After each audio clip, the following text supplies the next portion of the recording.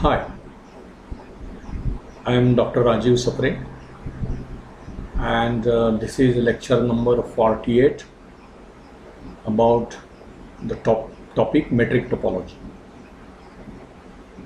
I will appeal all of you to subscribe my channel Maths Made Easy by Dr. Rajiv Sapre and take advantage of these lectures. Okay, there is a playlist metric topology and all these lectures are available in that playlist. As I told in the previous lecture, we have proved certain results that every sequence, when it is convergent, converges to unique limit, and if the sequence xn converges to x, the sequence dxn x converges to 0. So these two results we have seen, and there was one result that I wrote in that lecture at the end, that you consider a sequence xn yn in R2. You know, R2 means what? Two-dimensional Euclidean space. So this is a sequence in R2. It means xn is a sequence in R, yn is a sequence in R. So this xn yn, this ordered pair, is the sequence in R2. Now if you are given that xn yn converges to xy, suppose this sequence is convergent. Now obviously it will converge to the point in R2. So xn comma yn is converging to x comma y in R2. If and only if xn converges to x and yn converges to y in R. Xn converges to x and yn converges to y in R. So this is what we have to prove. So we will start the proof. I have already written it here, so just I will explain. Suppose xn yn is a sequence in R2 and suppose it is converging to x comma y. So by definition of convergence, what you know, for each epsilon greater than 0, there exists k belonging to n, which is a natural number, such that for all n greater than or equal to k, what happens? Distance between xn yn and x comma y. This is not comma there, sorry, I have by mistake written comma there. Distance between xn yn comma x comma y, right? This is less than epsilon. But this is a Euclidean distance and this is true for all n greater than or equal to k. Now as this is a Euclidean distance, what we can write? You know, distance between xn yn comma xy is what? Root of xn minus x bracket squared plus yn minus y bracket squared, and this is less than epsilon for all n greater than or equal to k. But what does this mean?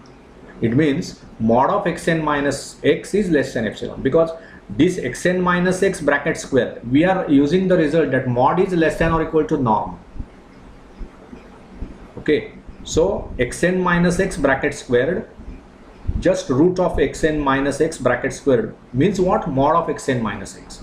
See, is it something like this, that if you have these 2 points and this is the right angled triangle, suppose this is your say x1 x2 and say this is your y1 y2,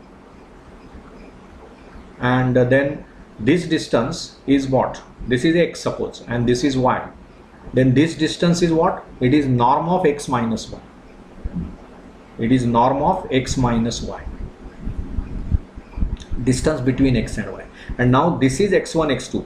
So this point is x1, right? And this point here, if I take somewhere here parallel, if I draw perpendicular, this is your x2. Means I am just explaining without xy axis, etc. So this distance means this distance is mod of x2 minus y2, and this distance is mod of x1 minus y1, because here x coordinate is y1, here x coordinate is x1. So on x axis this distance is mod of x1 minus y1. It means it is root of xn minus x square. Here it will be root of x1 mod of x1 minus y1 is nothing but root of x1 minus y1 bracket squared, and that means this is less than norm of x minus y, because norm of x minus y is hypotenuse, and you know in right angle triangle any side is less than or equal to hypotenuse, less than hypotenuse actually. So that result we are using, root of xn minus x square plus yn minus y square is less than epsilon, implies this xn minus x square root is less than epsilon and yn minus y squared root is less than epsilon. But root of xn minus x bracket squared means mod of xn minus x, positive root when you take. So mod of xn minus x is less than epsilon, and also mod of yn minus y is less than epsilon for all n greater than or equal to k.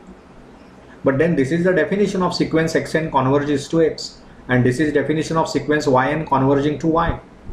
So mod of xn minus x is less than epsilon implies sequence xn tends to x, and this implies sequence yn tends to y, right? And so you have proved one part.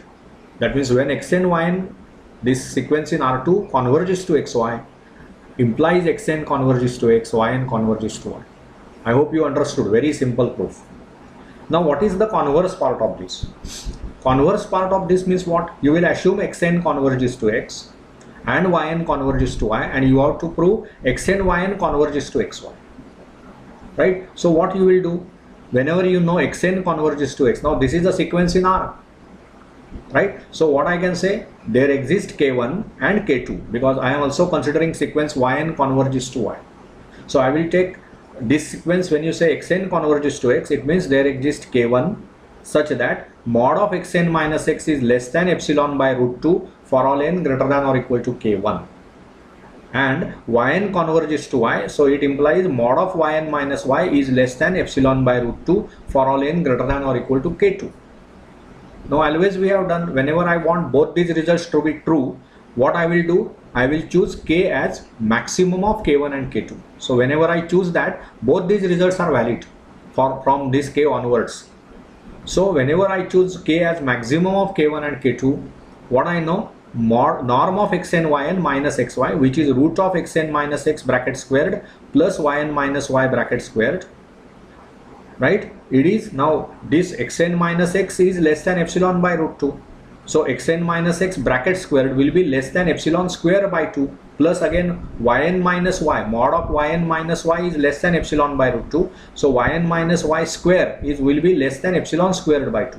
So this is epsilon square addition, and its root is epsilon. So finally what you proved is norm of xn yn minus xy is less than epsilon for all n greater than or equal to k. What does it mean? Xn yn converges to xy. So whenever individual sequences xn and yn, they converge to x and y, the ordered pair, sequence of ordered pair, sequence xn yn, which is a sequence of ordered pairs, converges to xy, right? So this is what we wanted to prove. You can generalize this result. Instead of saying xn yn, you can try one more step, you go further, right? You assume that xn yn zn. I will let you know what I wanted to say. What you do is, you assume that instead of sequence in R2, you can think of sequence in R3 now, right? You can think of sequence in R3. So instead of saying xn yn is sequence in R2, you can say consider R3, Euclidean distance, and now you can say that xn yn zn be any sequence in R3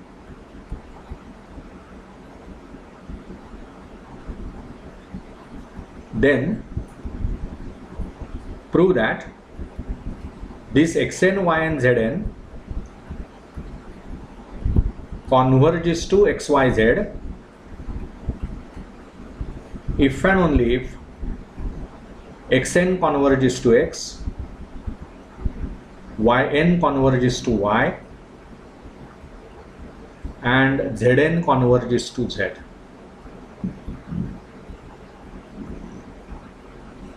On the similar lines you can prove this, and then we can generalize. Now instead of R3 etc., you can think of two metric spaces, and you can think of cross product of the metric spaces. There also you can generalize this result, but okay, at least up to this level you can prove these results. I leave this as an exercise to you. Now after this, what I want to do is, I will just introduce the idea. What I want to do, you know, already we have discussed what is meant by sequence is bounded. Bounded sequence. What is bounded sequence? The sequence whose range set is bounded sequence. Right? Bounded sequence means what? Sequence whose range set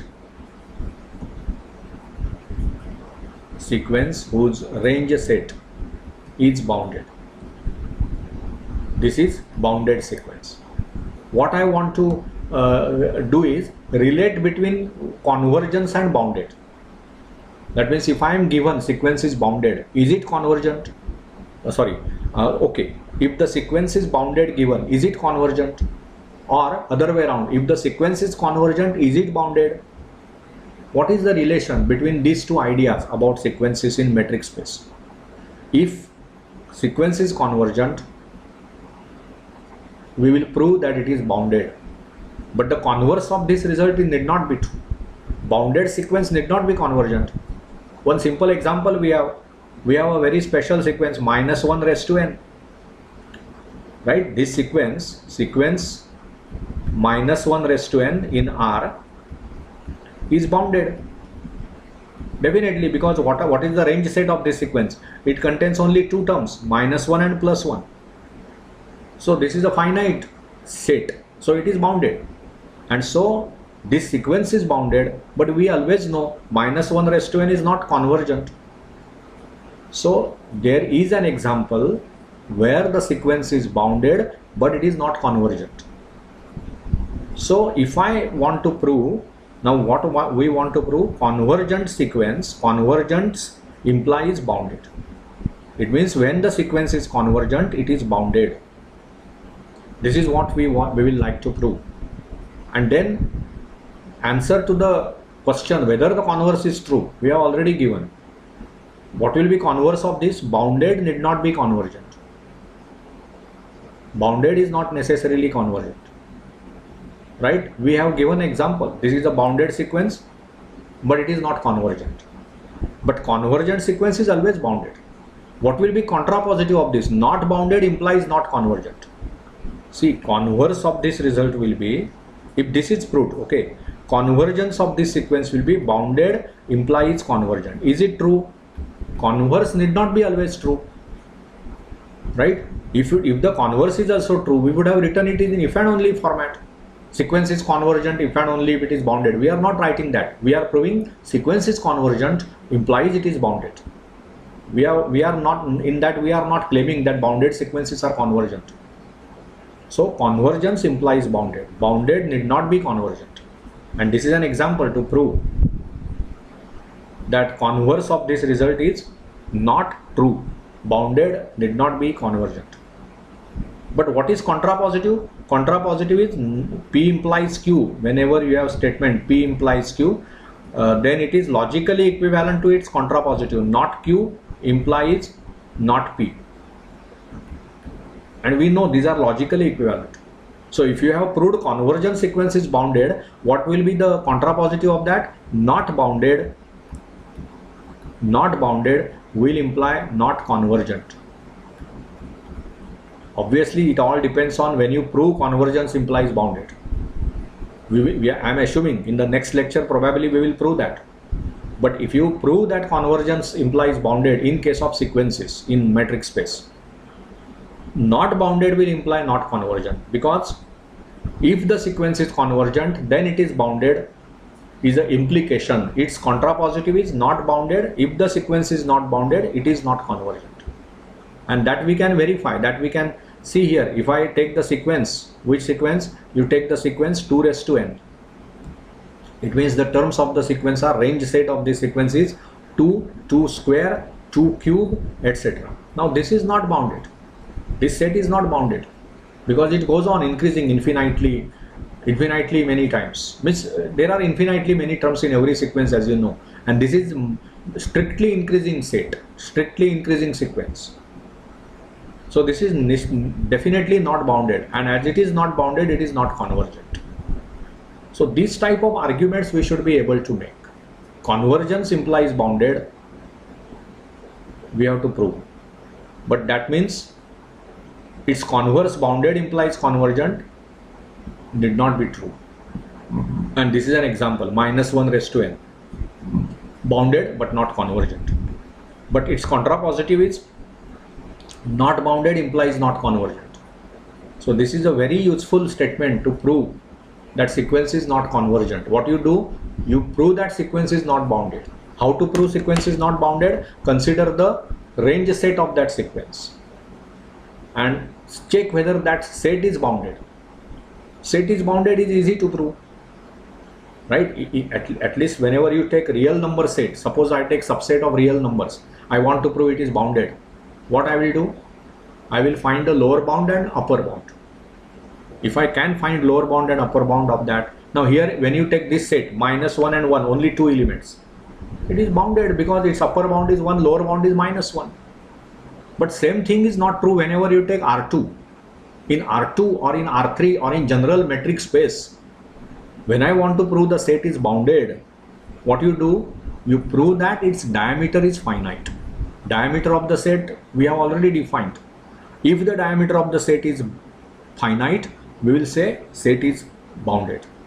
And then corresponding sequence. This set is a range set of some sequence. If that range set is bounded, then we will say sequence is bounded. So all these results we have discussed in this lecture. We will proceed in the next lecture. Okay, till then, bye. Try to understand all these concepts. All these concepts are very important. You should be able to understand conceptually the mathematical material. If you understand it conceptually, then you can study properly. You will digest the things if you are conceptually clear. So give some time, right? Refer various books. There are very nice books written about metric topology. Very nice lectures are there available of eminent teachers like Dr. Convergence, Dr. Veeramani, etc. Okay, so you should listen those lectures also. Whatever I am telling you is a very simple, it is undergraduate level metric topology I am teaching, trying to explain it in details, making the things very simple. But you have to do some efforts to make the things easy, right? If you work rigorously, try to be conceptually clear, then it will help you. Okay, so in all these results, and also see how logic we are using. Contrapositive and original implication, they are logically equivalent. How you are using this in proving the results, etc. This is the beauty of mathematics.